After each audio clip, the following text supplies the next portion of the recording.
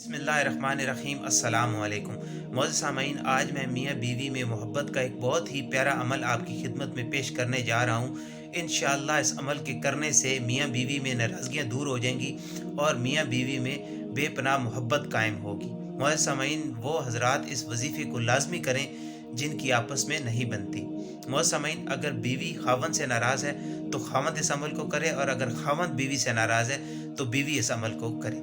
इस अमल को करना कैसे है कि जब आप बिस्तर पर जाएं, सोने से पहले 21 मरतबा या मानेओ को पढ़ें और फिर रब से नाराज़गी दूर करने और मोहब्बत पैदा करने की रब से दुआ करें। और याद रखें कि इस अमल के करने से पहले अव्वल आखिर दुरूद इब्राहिमी लाजमी पढ़ें। मुझे सामाइन, इस अमल को 21 दिन तक लाजमी करें। इंशाअल्लाह इंशाअल्लाह मियाँ बीवी में ऐसी मोहब्बत कायम होगी कि आप सोच भी नहीं सकते।